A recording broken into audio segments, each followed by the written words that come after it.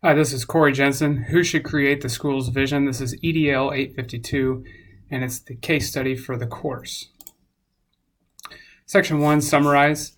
I'm a new principal in a brand new school. Lightville Community School District is the name. It's a rather large district. Most of the residents live on farms. It's an increasing population. The school sits outside of a suburb. 1,200 student enrollment. They're wanting to create a new school, and it'd be grades 6 through 8. It was narrowly passed by voters, 53 to 47%, so it was kind of contentious on how it was created, and there was conflict from the very beginning. New principal is Susan Potter, hired to collaboratively lead the new school, going to be on the job 1 year before the school will actually hold classes. Ms. Potter has been tasked with the following jobs prior to the start of school. She wants to get a staff together, she wants to get all the school programs together, and she wants to collaborate with architects. So most of the jobs are pretty easy. The staffing came easy. Most of those staffing positions were filled from within the district. Advisory committee. So Ms. Potter put together an advisory committee to plan the vision and planning. The advisory committee comprised of 4 teachers, 4 parents, and Ms. Potter. Ms. Potter stated from the very beginning that she did not want to be the chair of the committee. As the new principal of the school, I've been tasked with creating a vision that will guide all other decisions on the school. I feel it would be best to gather as much input from the advisory committee to create a vision so I can truly make it a group decision. Helen Burke, the English and social studies teacher, was selected to chair the committee. Helen wants me as a principal to come up with a vision philosophy since I have the most experience with that, and they trust me.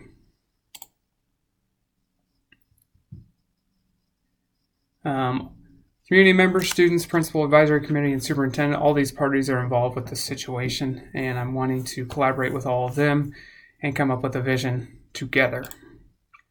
There's not any legal issues within this case. No laws have been broke.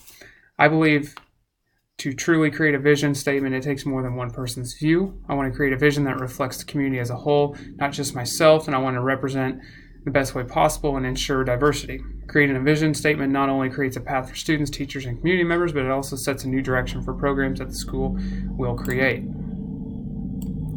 As principal, I need to decide if I'm going to go along with Helen and the advisory committee as prescribed moving forward with the vision statement, or whether I should push back and get input from more stakeholders, as they want me to create it on my own. So the advisory committee, community members, superintendent, Helen Burke, all of these people are involved. The place is Lightville Community District. As I said earlier, it's a rural school district. It's a growing community, though. The school passed in a close vote. It's a new middle school, and it will be a public school.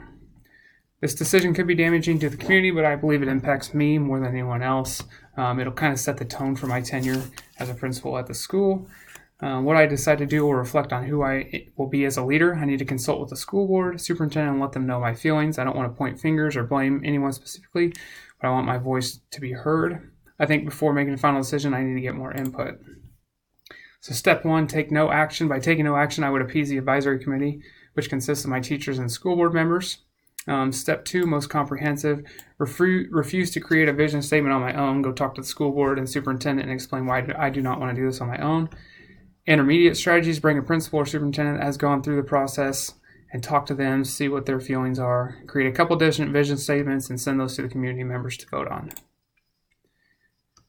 Pros for option 1, it would appease people. Cons, I would be caving into pressure, not what you believe is best. Pros for option 2, standing up for what you believe in. Cons, it would be going against the advisory committee, could rub people the wrong way and ruin your reputation while you're relatively new on the job. Option 3, pros, get an outside perspective. Will the staff be in favor of this plan? What will the superintendent think? As a principal, I've decided to mix option 1 and 3. I will go along with the committee and create a vision statement. I will invite a principal or superintendent from another district to kind of weigh in on the vision. I'll create multiple statements for the community to vote on. I will first seek my mentor's advice and see what they have to say about the situation. I'll seek guidance of someone who has been through the process. I'll create multiple vision statements, and then I'll send the statements out to the community so they can vote on them. I believe if I keep everyone informed and up to date and transparent as possible, then this option will go smooth. I think this plan would suffice in making the advisory committee happy. I am creating the vision statement, yet getting outside input. Thank you very much.